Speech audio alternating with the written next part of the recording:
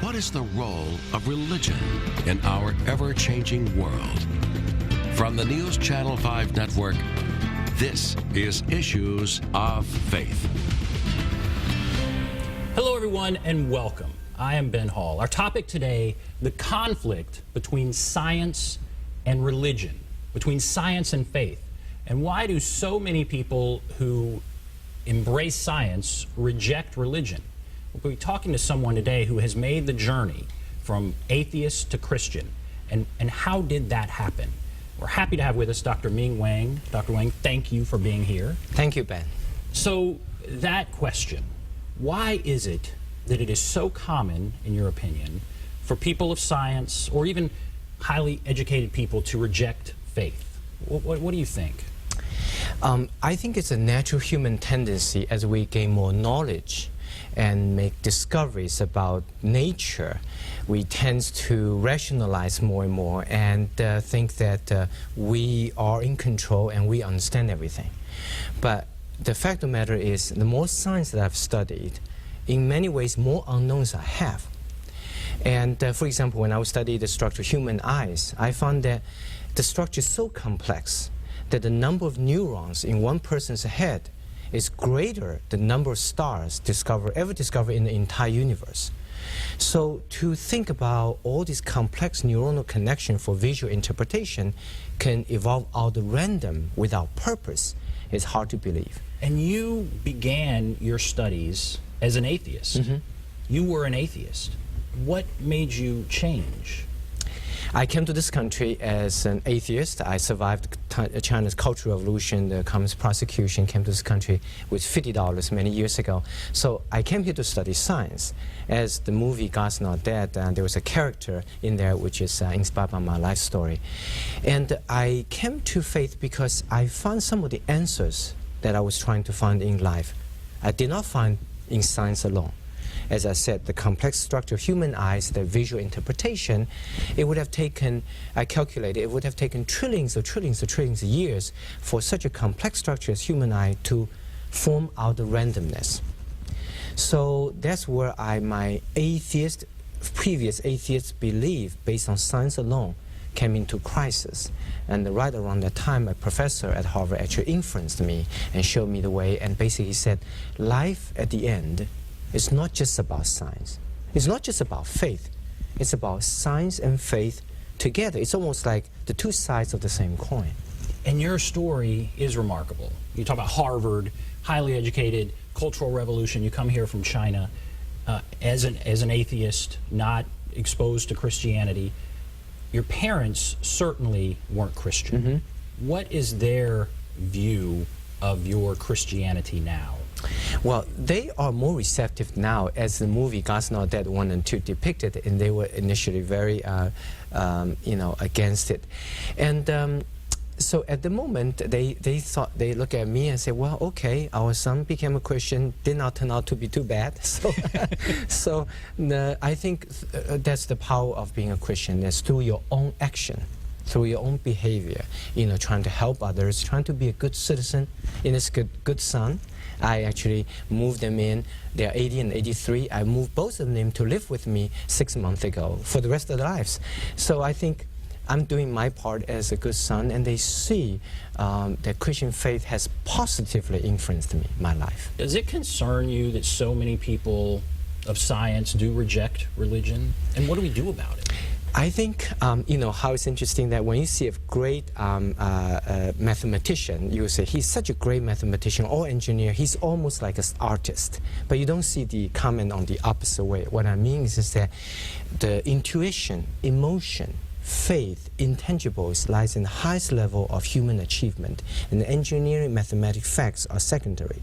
So what I'm trying to say is that we have to show you could be a better scientist, better engineer, better mathematician if not only you master the science, but also you understand some of the purpose in life and see the inner connections, purpose of life itself. You can be a better scientist, better mathematicians. I always say science is about what things are. Faith is about why things are. And it's so interesting that your education brought you to Christianity. Mm-hmm. And we don't see that often, but I think that's so interesting. And so there is a character in a movie, God's Not Dead. It's a very popular movie. There's been God's Not Dead 1, now God's Not Dead 2. Yes. We have the trailer from it, but you've mentioned it a couple of times. Before we see the trailer, set up what we're going to see and how there is a character based on you in that movie. Yes. The movie was inspired by the book of the same title, God's Not Dead, written by Dr. Rice Brooks, and part of my life story is in the original book. And when inspired the movie, and my characters stay on. And in this movie, you will see this Chinese student who came from mainland China, came to America to study science. And he was then influenced by Christian faith. And there was a debate in the classroom whether God does exist or not, examining the issue based on scientific facts, cosmology and biology and astronomy and physics. So the conclusion of that movie is at the end, even if you look at those scientific evidence, there's undisputable evidence supporting the existence of God. And such as Big Bang, at the moment of the beginning of history, there so many matters can evolve and come into being in such a short period of time, in split a second. And no physics law can ever, be able to explain that. Well, let's take a look. Let's take a look at the trailer for the movie, then we'll come back and talk about it some more. Here is the trailer for God's Not Dead 2. To forget that the most basic human right of all is the right to believe. No prayers, no moments of silence, nothing. Think of the other children out there who are subjected to their repressive belief system. If we sit by and do nothing, the pressure that we're feeling today will mean persecution tomorrow. We're at war. What makes nonviolence so radical is its unwavering commitment to a nonviolent approach. Isn't that sort of like what Jesus meant when he said that we should love our enemies? Yes, you have heard it said, love your neighbor and hate your enemy. But I tell you, love your enemies and pray for those who persecute you. One of your students sent a text to their parents. Did this happen? If you're asking whether I responded to a student's question, yes. And your answer incorporated the words of Jesus. What were you thinking, Grace? The Thales are asking that you be fired, plus revocation of your teaching certificate. How do we make this go away and not get blood on our hands? We let the ACLU do it. We're going to prove once and for all that God is dead. No order in the matter of Thawley versus Wesley. Mr. Kane will insist faith isn't on trial here. But that is exactly what is on trial. You're looking to prove that Jesus Christ existed? Oh, that's ridiculous. I hate what people like your clients stand for and what they're doing to our society.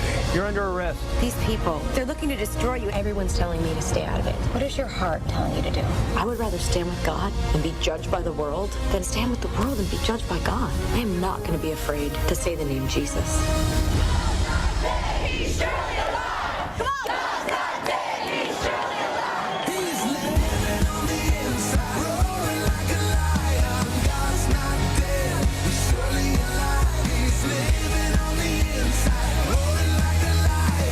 If we're going to insist that a Christian's right to believe is subordinate to all other rights, then it's not a right. You are out of order. I charge you with contempt. I accept the charge because I have nothing but contempt for these proceedings. God's not dead, he's surely alive.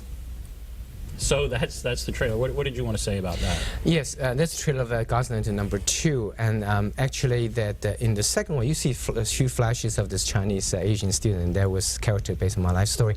This 2 extended from God's Not Dead number 1. This 2 is about outside the classroom, what's the bigger society issues? Where do we draw the line in the public education? Can we talk about God? Where is the faith and belief in the public setting? So which is a very important issue in our society When today. I look at that trailer, and I haven't seen the movie, but when I look at that trailer, it looks like the theory is that it's not okay to talk about God, and that institutions in our society are against that. Do you believe that, or what do you think? I feel it's a balance issue. It's not a simple issue because on one hand, we as a Christian, I would like to stay in my faith as much as I can, even in public settings. And for example, all my patients have done surgeries. I pray with all my patients. I feel at the moment of vulnerability, that the moment that needs focus, needs humbleness, needs modesty, needs dedication.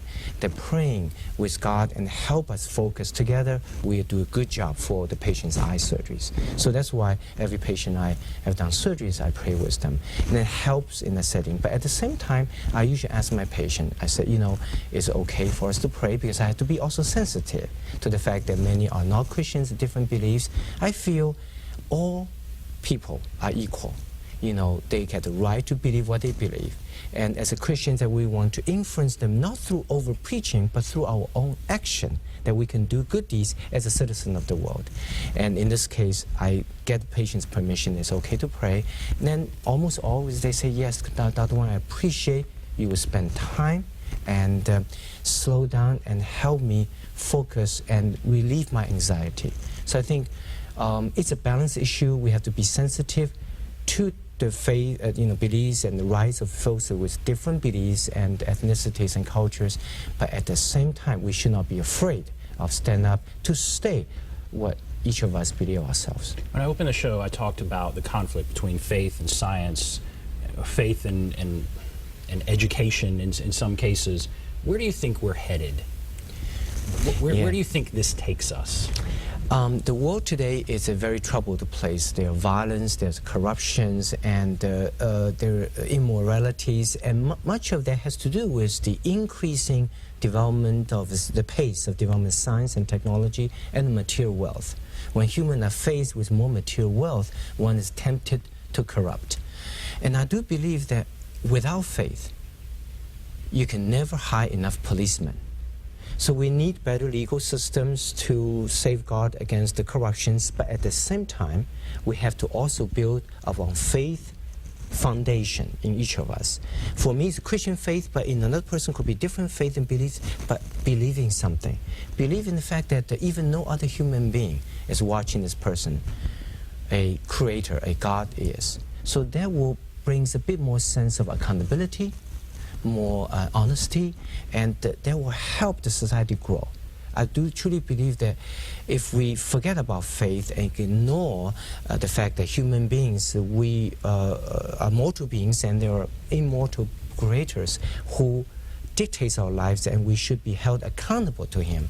If we don't follow that, let that be a big part of our lives, the society may degenerate into a society that focuses exclusively on material wealth, on money, on things. And well, because as we learn more and as we gain more material wealth, it's easier to think that we are in charge of ourselves, right. that we are responsible for our good fortune and that we know it all, I guess. And that's when we move away. Is that what you're saying? That's right. Yes, I think a healthy dose of modesty and humbleness about knowing our own limitations is very helpful as human beings. For example, in eye surgery, despite all the technologies we have, before each eye surgery, I always have to remind myself that no matter how much I know, there's always a chance for mistake. So be humble, admitting we have limitations. We need God to help guide us and makes a better human being, not worse. All right, we have to take a break. We'll come back. We have more to discuss here. We'll take a break, come back, continue our discussion. Be back right after this.